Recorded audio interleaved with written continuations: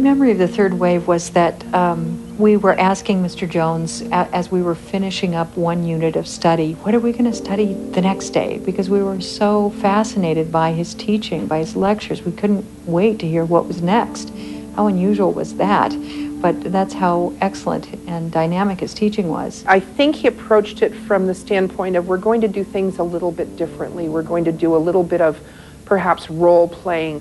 And so it was very unthreatening. We came into class and the chairs were suddenly arranged in a row, or arranged in, 5 or 6 rows. And I know what's happening. I mean, they're saying to themselves, okay, we'll get Mr. Jones on one of his tirades and it'll be a fun day. There'll be no tests, no pop quizzes. I remember clearly from him and classmates that if we followed what was asked of us, we'd all get A's. You needed good grades to get into college, and you actually needed specific classes, and so you needed to pass this class. He said those who go along with the experiment will get an A, and those who don't.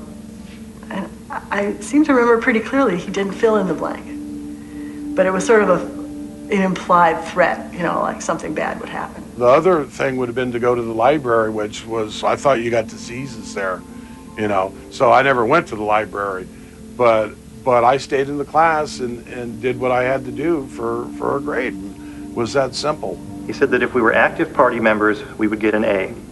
If we were passive party members, we would get a C. If we tried a revolution and failed, we would get an F, but if our revolution succeeded, we would get an A. The first 2 days of the experiment, Mr. Jones was not the usual Ron Jones. It's funny, he didn't quite have the smile in his expression. He didn't quite have the smile in his eyes either. This was totally out of character for him. We had known him for 6 months, half a year, and he was always smiling. He was charismatic and a lot of fun to be around. So when he came in and was not smiling, it was very unnerving. He usually was a lot more open. Sometimes we'd go outside to study certain things. Sometimes we would do roundtable discussions, but he came in with a very structured idea. So I cleaned the room, put the desks in order. I took down all the projects and played some Wagnerian music, darkened the room, and introduced the students to discipline. Well, I like classical music, and I don't remember any Wagner or German music being played.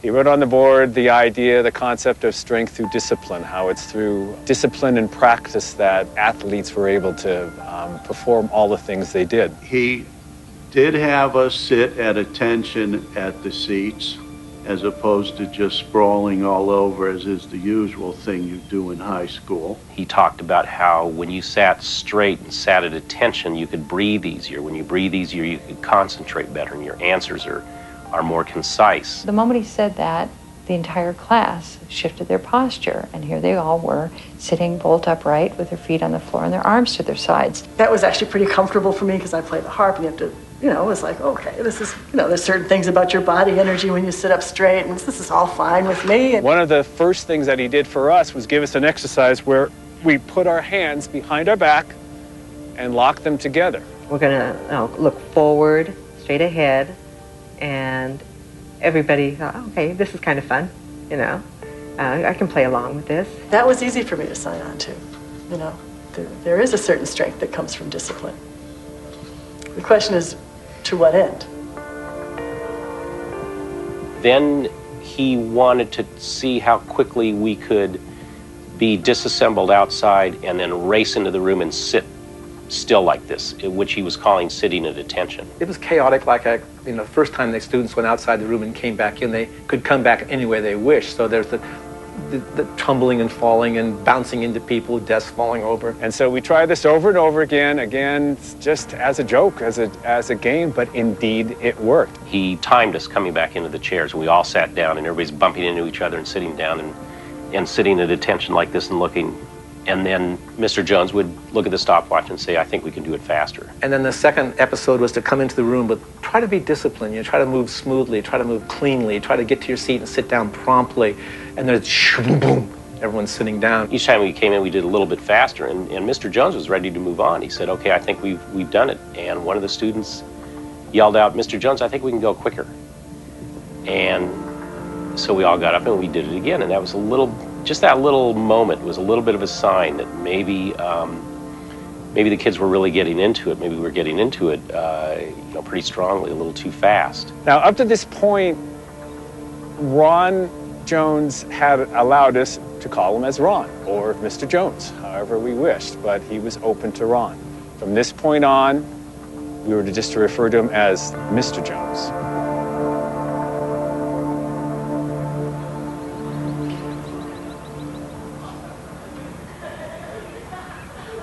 Well, I entered the class the second day, and I really anticipated that the class would be back to normal. There'd be this hubbub of excitement, and we would discuss the first day. But to my surprise, the class was kind of sitting there.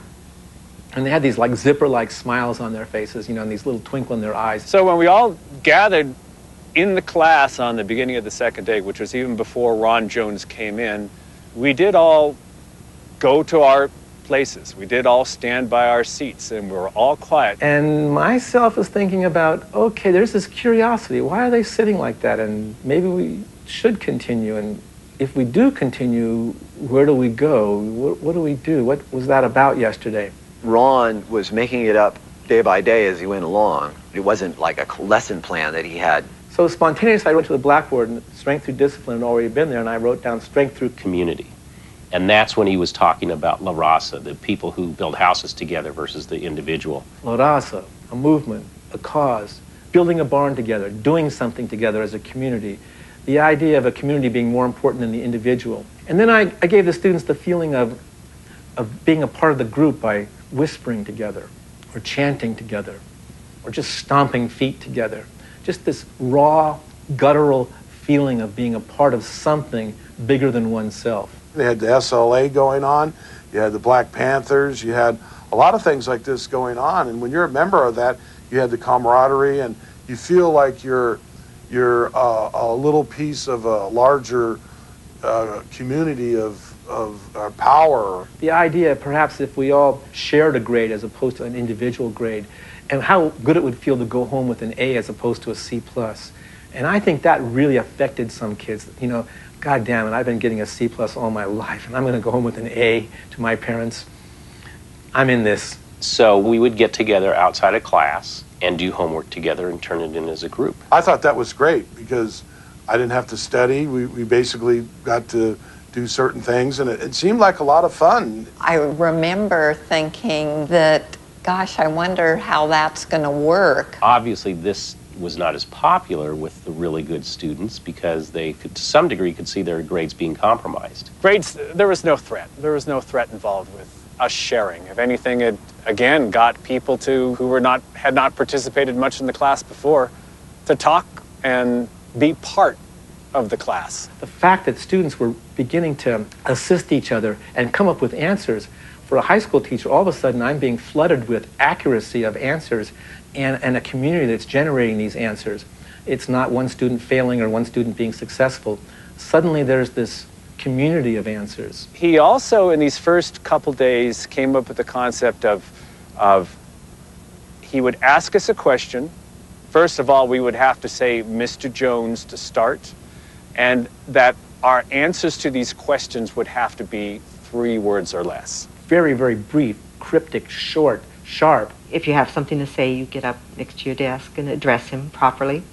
Good manners, nothing wrong with that. What if we had a community where, well, of course, we'll need some kind of signature. So I created a wave salute. And the salute was like this. It was pretty much just like... And we had to do this, right, when we saw each other or something? Well, it was a Hitler salute. I remember that. Now that you're bringing this all back, it's like it's automatic. I'm sorry, I don't remember the hand signal. The salute was a curved hand representing a wave, and our organization was called the Third Wave.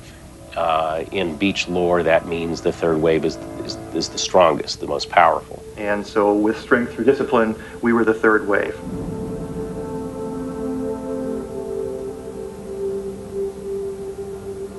He gave us our third wave ID cards. And this was, again, I just reached in my drawer and there was a bunch of index cards. So I pulled them out and passed them out to each student. And he said, all these cards are going to be blank except for 3 of them, which will have a red X on them.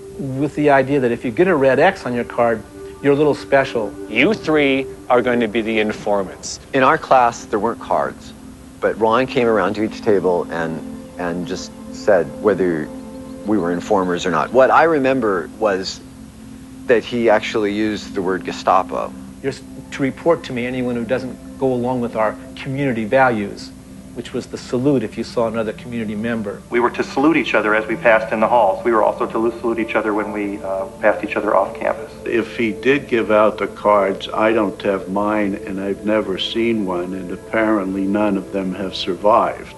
This is a Strength Through Discipline membership card, and this was the one that I put together for the class. And this was the one I made. I was very into psychedelic colors at the time. You know, I used to paint myself with all kinds of psychedelic colors, so I made a very psychedelic kind of card. Another rule was to not gather in groups larger than 2, both in class and out of class and off campus, even at home. I don't think we were to talk too much other than if you have a trusted friend, maybe bring them in. It struck me as very dangerous for a movement to emerge in which people were not free to express what they thought, what they felt. They weren't, in a sense, it seemed, free to even have their own beliefs. So anyway, he passed out all these cards, and 3 people got the red X's. However, as Mr. Jones disclosed later, more than 3 people were turning in names. I'm a big question asker, and lo and behold, that is precisely what I did. I think I stood up by my desk and said, Mr. Jones, why can't we just say what we think? Why can't we just express our opinions about what we think about the third wave? And at that point, he said, you to the library for the rest of the semester. Things that did, I do remember that happened in my class. Somebody indeed was sent to the library. That people were, and more than one time, people were banished from the class. You were there 100% or you were not. And so if you even had a doubt about something he was saying and you mentioned that, he would send you out. People would just disappear, and that no one was able to talk about it made it even more mysterious. And it's not like you saw them after class or after school and saying, hey, what's this all about? So I went off to the library feeling most dejected and outcast and really very intimidated. I think I felt like crying. Naively, I had believed him that he had in fact told all of the faculty that he would collect our names and kick us out. So I was fearful to tell the librarian why I was there, but she was really on me. She wanted to know, what are you doing here? You need to be in class. So I remember just taking a really deep breath and thinking, well, I've got to tell her, and okay, maybe she turns my name in, and I'm already out, I already have the F, so what else can they do? But it still was very intimidating to me, very much so, to tell her. But I did begin describing to her the nature of the movement as I had come to understand it in those first few days, and her response was one of great alarm. She shared with me that she had been born and raised in Nazi Germany and that this was the climate of her upbringing. And she said, this is so like that, and you can't take this sitting down, you have to do something. And I knew that I did have to do something, but I just hadn't been able to figure out what on earth that would be. And part of my dilemma in trying to figure it out was trying to think of what I could do that would have any impact that I could do in secret. That evening I went home and told my parents about this, and I have to give them credit because they said, well, what would you like to do? And the thing that came to my mind immediately was to make posters. About 8:30 in the evening, my father would drive me over to the high school campus. This was a very warm climate in Palo Alto, so all of the hallways were outdoors, and I could just go and put up posters. And so that first night I just felt like, oh, at least I'm doing something. When I arrived at school the next morning, between first and second hours, I thought, I'm just going to take a quick spin around the school and just admire my handiwork and just see my posters. Much to my astonishment, there was not a single poster up. So I saw that within an hour of school starting, someone had been in charge of sweeping the school to make sure there was nothing negative about the third wave anywhere, and they'd torn down every poster. I don't remember ever asking a student to take down posters per se. The next night, I went home after school and repeated my poster-making obsession behavior, and took a ladder to the school the next day. And each evening, that became the practice, is to lug a ladder to the school. So I would get the posters up just as high as I could. And even then, many of the posters still came down. I guess people would jump up and grab them, but there were some that stayed up, which was my secret and sort of silent triumph. This organization was called the Breakers, who were trying to stop the third wave. Actually, I used to live in Rhode Island where there was a mansion called the Breakers when I was a child, and the breakers are waves. And then there's the pun of breaking the movement. It was a mystery to me as to the breakers, who they were, what they were. It was one more mystery in that whole event. Something that happened also that was unexpected was a tremendous upheaval of ideas about what to do that I hadn't thought about, whether it be making something for the class or doing something for the class. I had not perceived that, but I allowed that to happen. On the third day of the experiment, Mr. Jones came in and he wrote Strength Through Action. I believe that was the third day. That was his lesson of the day. Everything that he had been talking to us about the first 2 days with strength through discipline and strength through community really mean nothing unless there's action to go along with it. We started making posters, especially because I was interested in art. That was one thing. I said, I can help out with that part of the experiment. People would cut letters out of magazines and glue them onto pieces of paper, and then he put all these up on a wall in the classroom. There were new flyers that you had to pass out. He really just wanted us out there talking about it. There were tables set up in the corridors where members of the third wave from Mr. Jones' class would try to enlist other students. My name's Rick Schloss. I was a senior at Cubberley High School in 1967. It was between classes, and I'm walking down this hallway, and at this point I encounter a table like this, where there are two guys standing behind it. There is a banner on the wall, and the banner says the third wave. Underneath the third wave, it said Strength Through Unity. At this point, one of the guys comes around the table and asks me if I'd like to join the third wave. Never heard of it before, don't have a clue what it's about, and when I asked him what it was, he said, Strength Through Unity. That's all he could tell me. I asked him again, so what do you stand for? The other guy chimes in, Strength Through Unity. They constantly repeated this mantra without really telling me what this was about. At this point, I decided, no, I'm not interested. I'm going to walk away, and as I start to take a step away, one of the guys walks around the corner, produces a small spiral wound binder and a pencil, and what he's going to do is he wants my name. I refused to give him my name. The other guy started to move over like it was actually going to be confrontational. At that time, I was getting ready to go to battle. It looked like maybe it was going to be a fist fight right here in the hallway. I even saw a fist fight about the third wave in the hallways, and people became more and more impassioned. My only feelings at that point were that we were in the right and the people who were picking the fights were in the wrong. That somehow they weren't really seeing what we were up to was nothing bad. It was had a lot of energy and a lot of excitement and a lot of purpose. So when I heard that other students were fighting third wave members, my feeling was just that, well, they just don't know enough about what we're doing. And if they knew that then they probably would want to join. I was on the outside. I wasn't part of his class. And I desperately wanted to be part of it. And when I did everything I could do to try to find out how to be part of it, I was excluded. And the people that were in the classes in there wouldn't give me the time of day, wouldn't tell me what's going on. And I'm going, oh, this is terrible. I'm not part of this picture.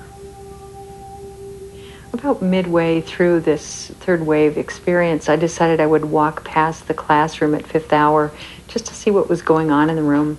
But I really was very fearful in doing it because I thought maybe someone would see me and point me out. I didn't know if people were starting to suspect that I had anything to do with any of the subversive activities. So I just walked by very cautiously and only looked out of the very corner of my eye. And to my shock, what I noticed was just standing room only in that class. The room was absolutely packed. Everyone that couldn't find a seat pulled up a piece of floor. It was amazing, and there were always people waiting to get in, out at the door. All of a sudden, we started to get attention from juniors and seniors and people outside of our classroom wanting to know what was going on, what was happening, what was the third wave about. Students from all the different levels within the high school were there. And there was just this emergence of passion in the room. People were just so excited, so electrified to be involved with this new movement. And it both amazed and terrified me. I had heard about it while it was going on. I had enough friends at Cubberley that I heard that this was happening. I became frightened when I realized that there were students coming into the classroom from outside the original class. And I also knew that there were students from the other 2 high schools in the district that were thinking about joining the wave. I was privy to that kind of gossip. Those red X's that I had given everybody became this funnel of information. I knew everything that was happening. It was scary to know minute details about what someone was telling their parents or what someone was telling their best friend. It's not enough to think a certain way. We have to act in a certain way.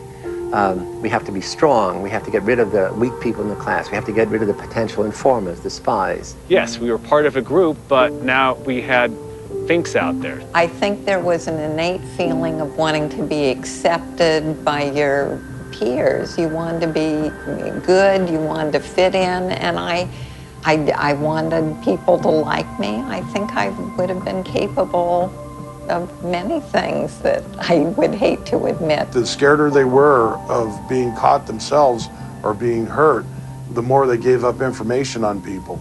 Things like that were going on, and it was a complete small little society of this going on. And it was dog eat dog for your grade. That's when you start finding out who are the good people and bad people, and a true person was actually the worst. There were people that were living and dying that it run their life, and they were doing everything exactly what Ron wanted them to do. You shied away from people that were scoffing at it because you wanted to remain part of the group. You never knew who might turn somebody in. And when there were these mock trials, you never know if somebody had actually turned the person in or if it was just made up. In this classroom, with Mr. Jones at the head of the classroom and us sitting in our rows, he would come into the class and tell us that he had heard from his secret police and there had been violators that had to be tried that day. He would stand up in front of the class and he would say, "So-and-so," and they would snap to attention at their desk and stand up next to their desk. You have been seen in the company of known revolutionaries. What do you have to say about that? And all of a sudden the class would start chanting in unison, "Guilty, guilty, guilty." Jones would go over to his desk, grab one of his ditto forms and says, "You are hereby exiled to the library for the duration of the experiment. Whenever this class meets hereafter on a daily basis, you are to go to the library. You are never to come back to class." And that student would be escorted out the door and they'd be gone. During one of the weeks, I think it was the second week, I had passed one of my classmates in the hall who was in the third wave, and she had given me the third wave salute, which I did not return, not being part of the movement. And I could see her face just turn, just this look of shock. And she said to me, "Sherry, you didn't return the salute." So I just told her, "Well, I'm not in the movement." And she said with a tone of disbelief, "You're not? What?" And I reiterated it. And from that moment on, she wanted to have absolutely nothing to do with me. Anytime we passed in the hall, she would look the other way, no acknowledgement of my existence. And we had been at least casual friends. We chatted. We would always say hi when we saw each other previously. But once she saw that I was not in the movement, she wanted just absolutely nothing to do with me. Outside of class, I believe it was after the second or third day, I was with one of my best friends. And in that day, we were saying strength through discipline, STD.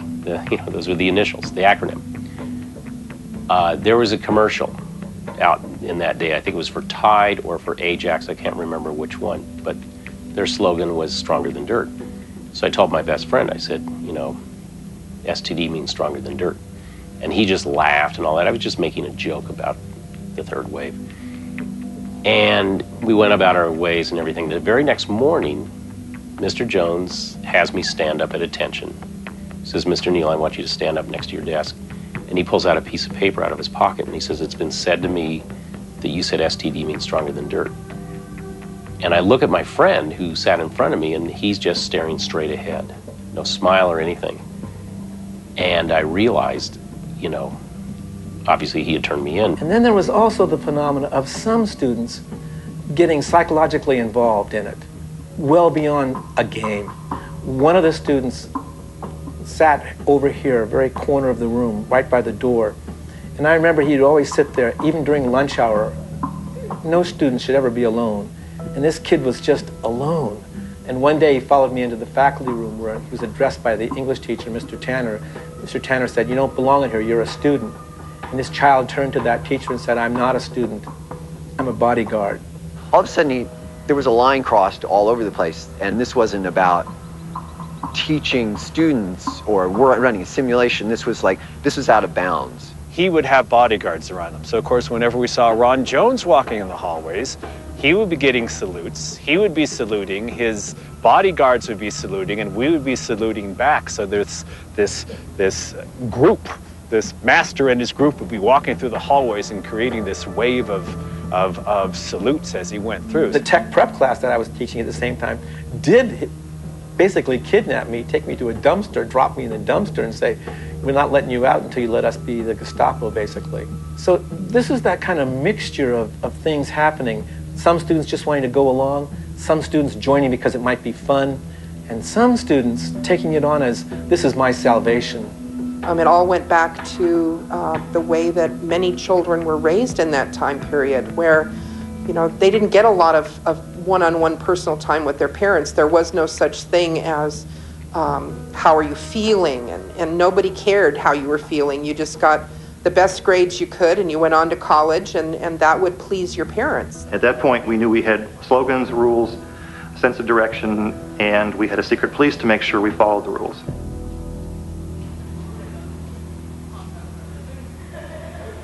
I have a memory of the room being ransacked, I think on the 4th day. Weird things were starting to happen around school.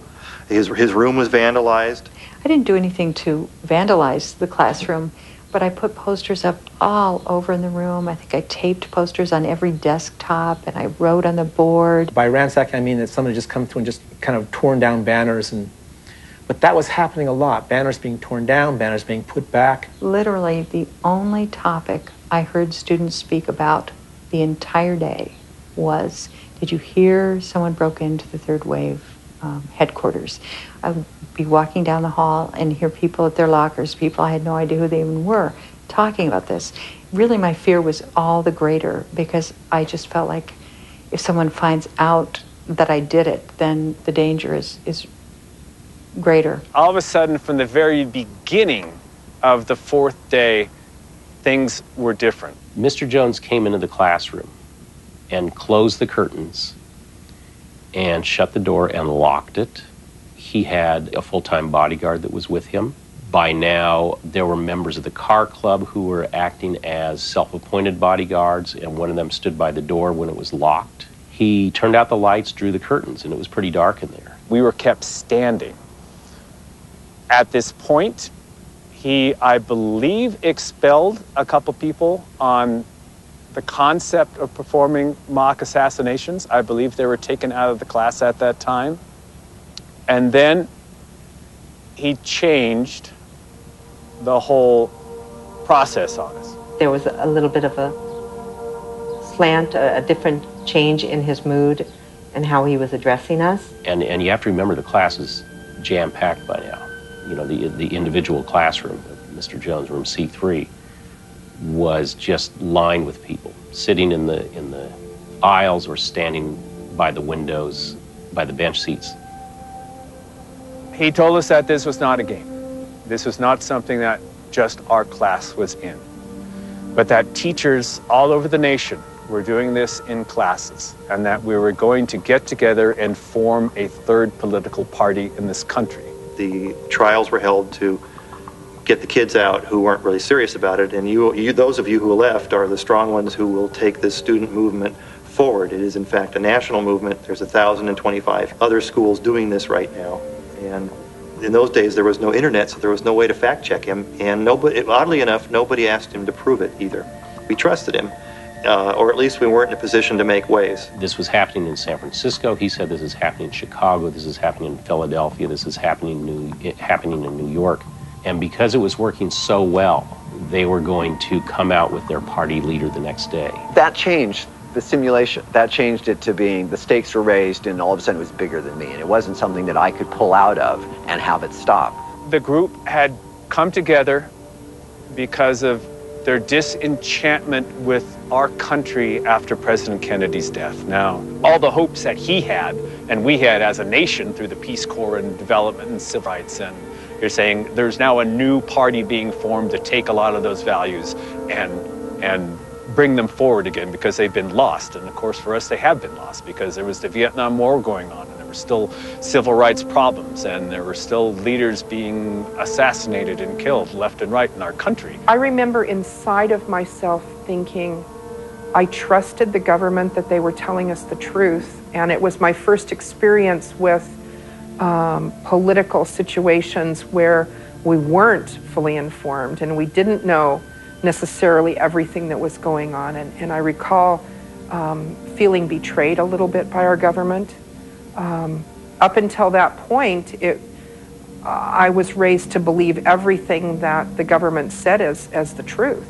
Our country was having economic problems, that we could do better economically, that we could do better politically, militarily, that there was a lot of weakness going on with our current administration. We were in a war that nobody wanted to be in, that we were going to find a better way, that we were going to get rid of those people in Washington who were not following what the mass of people wanted to follow. And oddly enough, there was a Time magazine or some magazine that happened to have this thing called the Third Wave. One of my fellow classmates from the back said, "Mr. Jones, what about this?" And it was a color ad, and it said, "The third wave is coming." And I reached over and grabbed it and I said, "And this is the signal of action.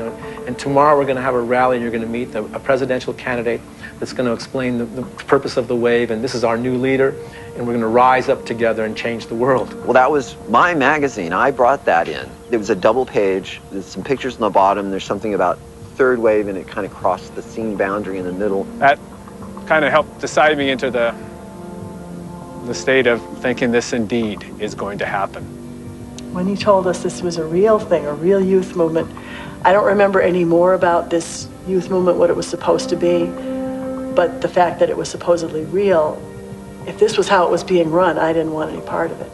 And I remember at that time feeling very frightened and very helpless and like, what could we do? Was there anything that could be done? And I remember talking to Mark a great deal about, we were sort of comparing notes about what was going on and was there something we could do? And I didn't know. I felt really, wow, this was bigger stuff than I knew how to handle. I kept looking at Ron Jones, and I kept trying to find something in his attitude or demeanor, or a twinkle in the corner of his eye, or something in the way he spoke that would let me know this guy's pulling our leg. I believed it was possible because there were a lot of other things happening during the 60s of movements that had gone nationwide. He said he wanted all of us to report the next day at noon to room H1, which was a big assembly hall. And on closed-circuit TV, the National Party leader would come out on a limb and cut it off and announce the new student movement. Mr. Jones then abruptly left the room, left us all alone in the dark. I remember one student jumping up. It was a girl, I think, and she was telling everybody to not go, that this was wrong. And I don't think anybody joined her. And I kind of looked around out of the corner of my eye, and I saw that everybody else was just ignoring her and staring straight ahead, which had a lot, forced me, to sort of keep going along with everybody and not, disband at this point. When we left that class that day, I and friends of mine were flabbergasted.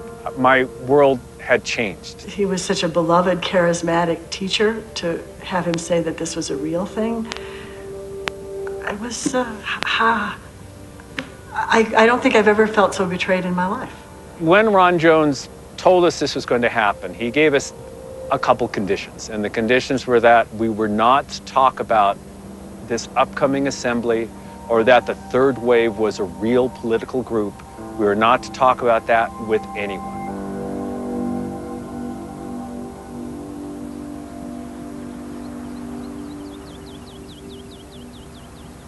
My mom's concern was mainly that somebody that was in authority was talking to the students, and that some of the students were really getting into what he was saying, and that this could cause an upheaval in our democracy, and she felt it was just the beginning of something bigger that she had seen happen with Hitler and so forth. One of the rumors was that a kid had gone to their counselor and complained about it, and the counselor had turned them in to Jones and they'd been exiled.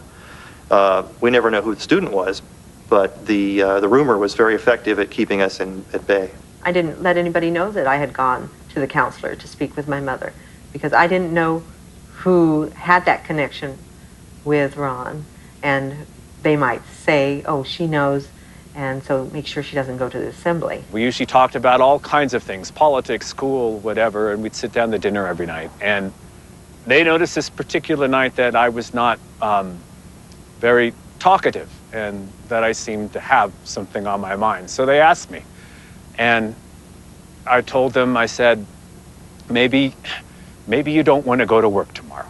I said, I think it would be a good idea if you didn't.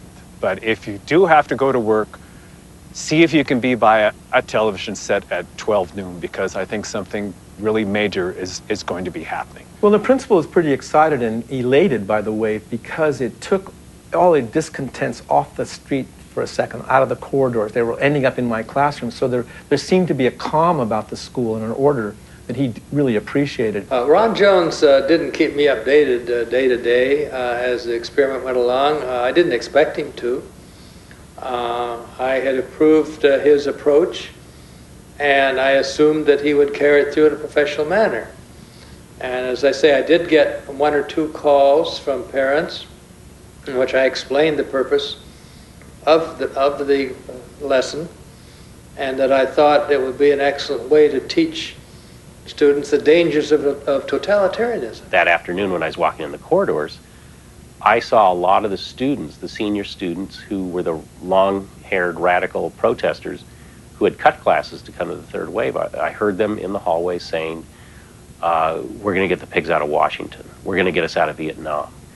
And, you know, even though we were sophomores, we were 2 years away from the draft. Vietnam was a draft war. It wasn't like the Iraqi war. And in a couple of years, the government was going to hand us a gun and say, either kill or be killed. And so when I heard these guys saying, you know, we're going to get the people out of Washington who are responsible for this war, that motivated me to want to go to the rally the next day.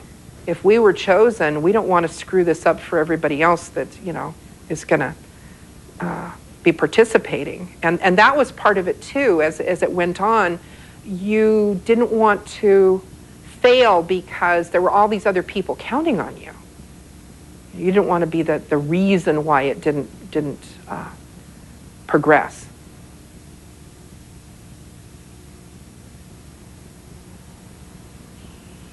And then we came in that morning to the class, and there was no teacher there. And we were all just sort of wondering what was going to happen. And then I believe it was 2 guys, it was at least 2, from the Executor Car Club, who were sort of his bodyguards, came in to escort us to the room where we were going to be watching this video. And I hadn't really planned it or anything, but I stood up and told everyone not to go, that it wasn't right. It wasn't like, should I or shouldn't I? When the time came, she knew she wasn't going to go. And she was going to take whatever happened.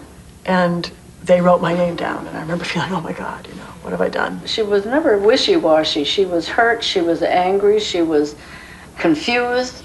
You know, here was this teacher. I mean, after all, her father was a teacher, you know, and she grew up in an academic setting, and the idea that a teacher would involve the students this way was everything kind of broke down. It was really bad. Only one other girl didn't go, Jeannie, was sitting right in front of me, and everyone else left, and I was I couldn't believe that everyone was going to really watch this rally. And I was very disappointed in myself, and yet I remember my heart was pounding, and I remember feeling Jeannie and I sitting looking at each other and like, what do we do now? And yet she turned to me, and I remember how she looked, and she was just so glad. I think she was really glad that someone had said something. Because I don't think she didn't want to go, and maybe she couldn't have done it if it were just herself. It was so exciting, you didn't want to be left out either. You wanted to see what was going on. I thought indeed it was going to happen. I mean, I trusted, believed Ron Jones was telling the truth. I didn't feel comfortable. I really didn't, and something big was going to happen. When it was time to go to H1, I still wasn't sure if I was going to go through with this. So I came into H1, and there were already people there. I looked inside, and by now, it felt like 200 students were in there. My assumption is maybe 200. It might have been less. All I know, it was filled up. Word had spread. There were photographers taking pictures of everybody in the room. Taking pictures of him and the bodyguards and looking out on the class. And I remember my vantage point of being able to look down over everything, and Ron was down in the middle. The lights were off, the room was quiet. There were bodyguards at the doors, and because I saw everybody else there and it had grown, I decided to go in. And I sat down, and there was just like nothing happening. You know, in retrospect, I'd always felt like, you know, I could leave at any time anyway, so I went into the classroom, room H1, and I remember Mr. Jones was in the front of the class, and everybody was sitting at ease, I think, which meant, you know, we had our hands behind our back and held together. At that point, he said, let us show everybody the extent of our training. So he had us all stand up at attention, and we all belted out in unison. Strength through discipline, strength through community, strength through action. And it started soft, and then it grew louder and louder and louder, so that everybody was in this huge unison of yelling out this mantra. And photographers were snapping pictures, and these were, you know, photographers I'd never seen. I just assumed they were from magazines and newspapers from all over the peninsula. And then Mr. Jones had us sit at attention to wait for the party leader, and in the front of the room was a television set, you know, with probably a 19-inch screen. And he said the party leader's going to come on any minute now, and he left the room with it on, and it was just snow. His bodyguards went out of the room, the reporters went out of the room, and there were all of these people looking at snow on a TV screen, and it was 12 o'clock. And you're looking around, and suddenly Jones isn't there, and you're beginning to freak out. No guards, no Jones, static on the tube. I looked around, and all I could see were gray faces, and everybody zombie-like, staring at the screen, waiting for something to happen. And it's like a pressure cooker, and we all felt like something was really wrong. The TV wasn't working, the teacher wasn't here, the guards were gone, and basically the students were sitting in here alone. Everybody looked like they were dead. And my mind flipped to like the Jews in the concentration camp, being told they're going to a room to take a shower, doors shutting, and then the pellets being dropped from the pipes up above, and I thought we were trapped. I went into a panic. I stood up and I said, I'm getting the hell out of here. We basically panicked. In my case, it was like, something's very wrong here. I got to get out of here. I just remember Steve Canelio and I, we just ran out. And we raced towards the doors. I fully expected it to be locked. And so I headed out that back door as fast as I could in a panic. I tore out of there. I ran down the stairs. You've got 1 foot in the door, 1 foot out the door. And then all the lights came on. And it was Mr. Jones standing in the back of the room, and he turned on the lights. And he slowly walked forward to the front of the room, and he looked shaken. I remember this sickening silence in the room. It was almost like a sweating room. It just got hotter and hotter as this particular leader did not appear. And then to release that tension, I remember having the students whisper some of our edicts, like strength through discipline, strength through community, strength through action. And I remember them louder, sitting at attention with their feet flat against the floor and their back straight, you know, strength through discipline, strength through community, bam, bam. And then I remember this thing flickering in there as these students waited for this leader to appear. There was nothing, just this static. Somebody yelled out, "There is no party leader." At that point, I snapped on this visual, and it was Hitler, and it was the Holocaust, and it was bodies and hollowed eyes and the horror that we had fallen victim to.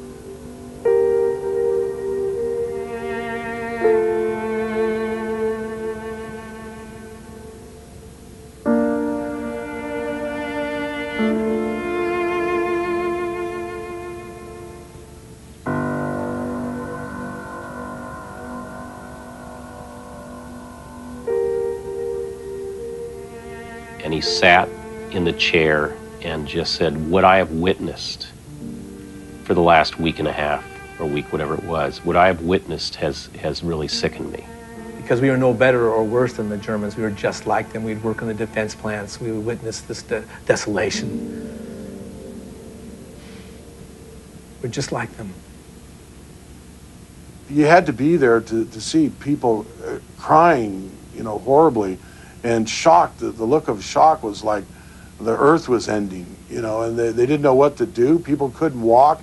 They were sitting down in the chairs, and some people wanted to leave, didn't know whether to leave or not. The lights were out as people were leaving. I remember some students crying, some students having to hold each other. I remember one guy walking by going, oh, I knew it was a joke all along. I don't think he felt that way, honestly. People took it serious, and then they found that this, what they did, they were not proud of.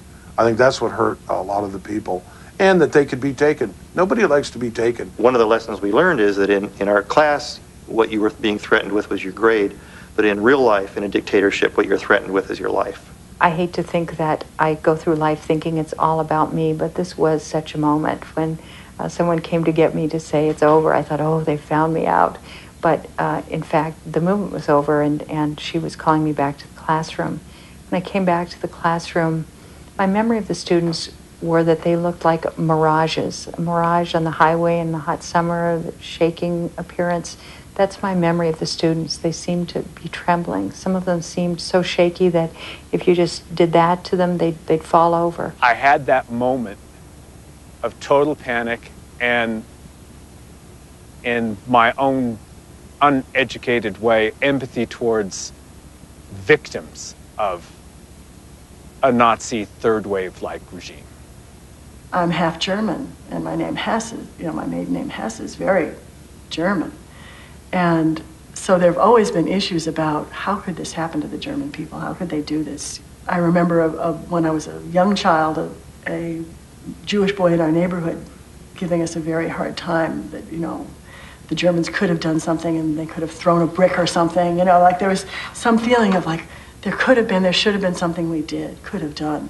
And even though all my grandparents were born here, I still had this feeling of like, in my body even, that there's something about being German that was so shameful because this thing had happened and the German people didn't stop it. And then here we were, and all educated in recent history, this thing having happened, and here it was happening, it seemed to be like it's happening again. Oh my God, how could this happen? I don't think it got out of control as a methodology or as a unit for learning. I thought it got out of control when he then took that learning and tried to apply it to his contemporary school.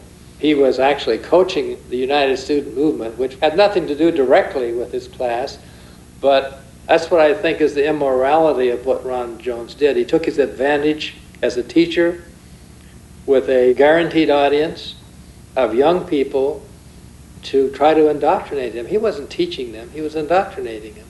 And that's what I think his mistake was. It's his purpose, his intent, rather than the actual teaching was the problem. From the time that the third wave ended until he was let go a year later, I think the mechanism was in the works to get rid of him. And I think there was just too many complaints by the conservative teachers, too many complaints by the conservative administration. Oh yeah, I don't think they liked his teaching methods. I think they were scared. Usually when people get scared, that's what they do. They want to get rid of the person they're scared of.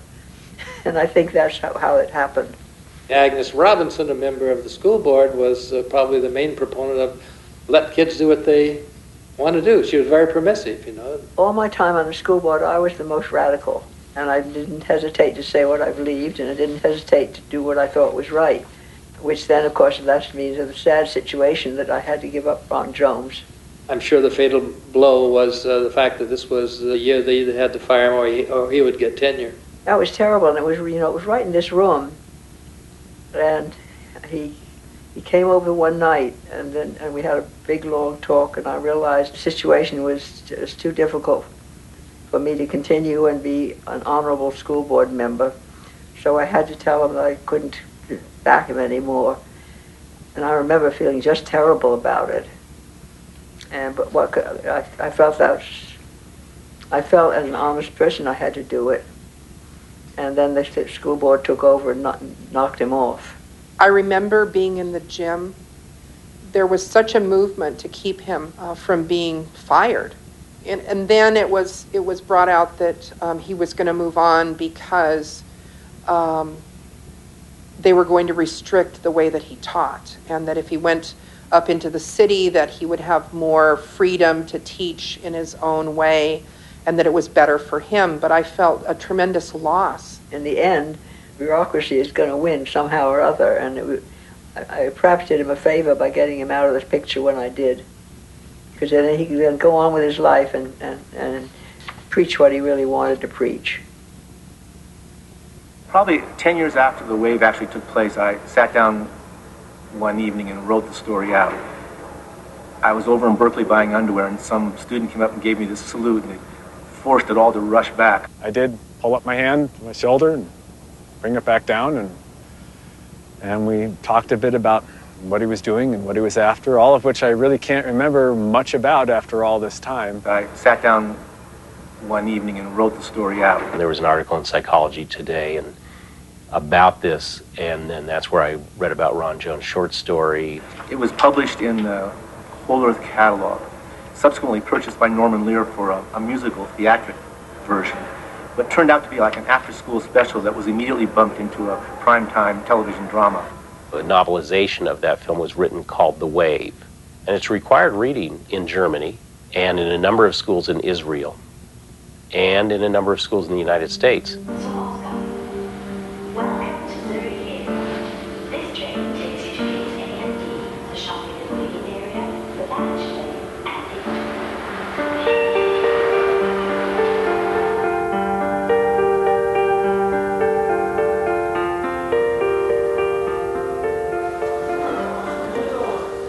Ihr habt die Tische neu angeordnet. So hat wenigstens jeder Platz. Bringt euren Tisch ganz mal hin. Nicht die Scheiße schon wieder durchkauen. Oh Mann, ist aber ein wichtiges Thema. Nazi-Deutschland war scheiße. Langsam habe ich es auch kapiert. Genau, scheiß Nazis. Passiert hier sowas eh nicht mehr. Ach ja? Und die Neonazis? Wir können uns doch nicht dauernd für eine Sache schuldig fühlen, die wir gar nicht getan haben. Es geht auch nicht um Schuld. Es geht darum, dass wir mit unserer Geschichte eine bestimmte Verantwortung haben. Ihr seid also der Meinung, dass eine Diktatur in Deutschland nicht mehr möglich wäre, ja? Auf keinen Fall. Dazu sind wir viel zu aufgeklärt. Liebe Klasse, ich möchte euch mal jemanden ganz besonderen vorstellen, ohne den dieses Projekt nämlich überhaupt gar nicht möglich wäre. Und zwar ist das Ron Jones, der Originallehrer, der damals das Experiment durchgeführt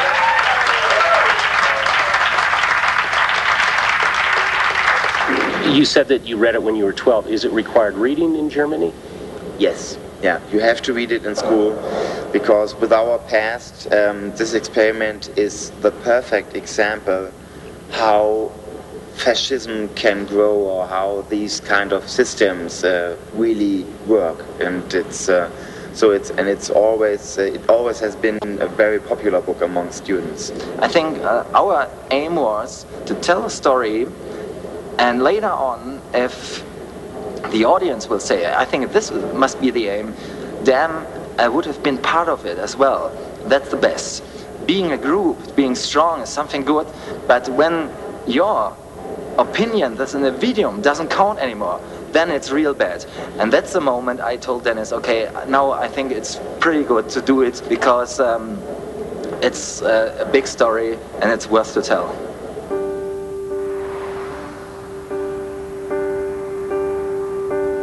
After the wave ended, my life basically I was cut off from what I thought would be my life. And I'd always planned that I would teach high school, I would coach basketball, I would teach history.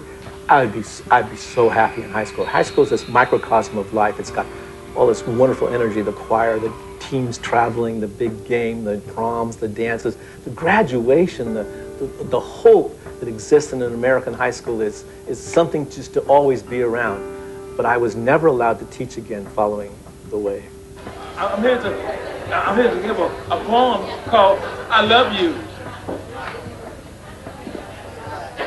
I love you because you first loved me. I'm currently teaching poetry, mentally disabled population, artists for the most part, and I conduct workshops in poetry to find their voice, and it's often this intriguing, unique voice. Sunshine of my life. I worked my way through high school and college doing piping design, Western pipe and engineering. So I could have gone, that could have been a career, but it didn't involve people, so I wanted to teach. That's what I ever wanted to do.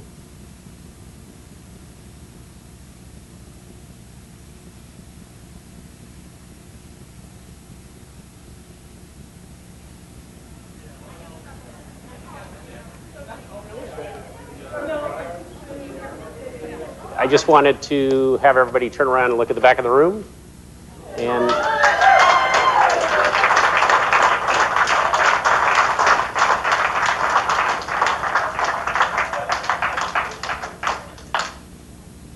strange, isn't it? Yeah, why don't we say hello? Grab a chair. Well, it is very weird. I'm sure it is for you as well. Sitting here for the first time, I've been away from Coverly. I couldn't even drive past Coverly for years. It's very strange to me that this one moment gets accentuated to the point that it has, but I can't control that. I can only be honest about what I experience as a human being and as a teacher and try to communicate that. I thought it was fun. I thought it was an interesting social experiment. I think most people sort of realized that it wasn't real, and sometimes it seems like a lot of people in retrospect think it was a lot realer than I remember it being at the time. But I guess my other feeling on that was that it was scary how people who didn't believe it and still went along with it, that level of cynicism where they thought they'd get an A, so they'd go along and be a good third wave member. I wasn't in your class, but I remember walking down the halls and seeing the students give the salutes, and I was frightened. Yeah. And I know this is an incredibly important lesson for all of us, and that was a very potent way of teaching it. But would you do it that way again? Oh, no. You would never do this again. Puts people at real danger. It was a big error by a very young teacher. I was trying to find out about the third wave as a Catamount reporter at the time. The people that I would ask questions about it would shut me down that entire week. They wouldn't tell me anything about it till I got a hold of the librarian. And she said she was going to talk to me about it the next week. And that Thursday, and this is a story I never told my mother or anybody else. That Thursday, 2 members of the car club came into the journalism office, and they knocked the breath out of me and told me not to write about it. And a lot of what this is about is realizing that it's your own grounding, your own embodiment that lets you choose what makes sense for you to do. It's good to be part of the tribe. It's nice to be a part of the village, but you need to feel when the humanity is being threatened and say something right away. If you're speaking up, then other people can resonate with it before it gets stamped, because the way you control people is you control them physically. You verified the fact that you just honored a human being and their efforts to do things right. And that allowed me to have a life that was full, not of doubt, but of confidence. And without you, I would never have had that. I mean, there were moments when you simply stood up and said, this teacher he's a little bit crazy perhaps, but he's not dangerous.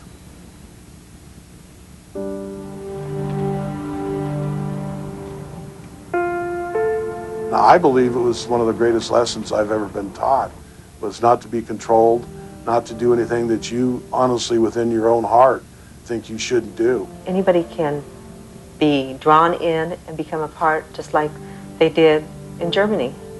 And I think that was the most enlightening part about the whole experiment, was you're no different than the next person.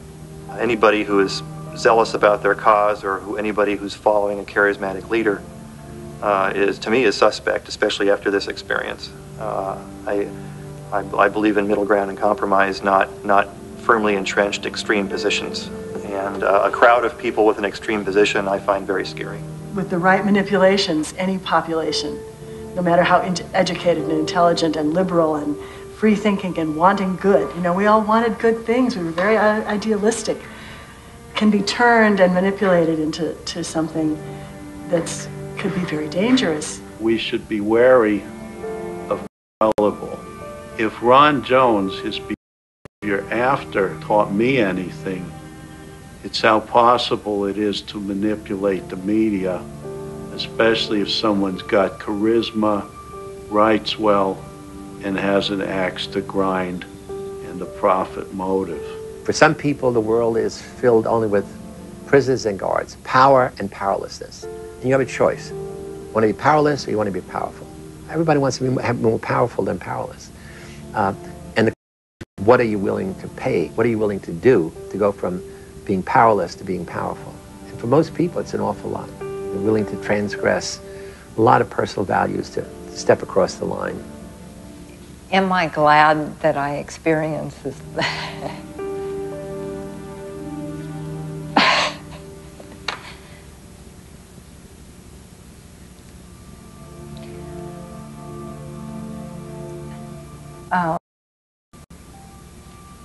I don't know where the wave of emotion comes from, apropos word, but yes, I'm so incredibly grateful for the experience, and it was so important in my life and continues to be. It's my belief that it's in all of us. If you are strong enough to realize it, you also, when you say, oh, you poor fool, it could only happen to you. If you can turn around in your own private moment and say, God, I guess I could have done this too. It could have happened to me. Maybe there's some hope that it won't happen again.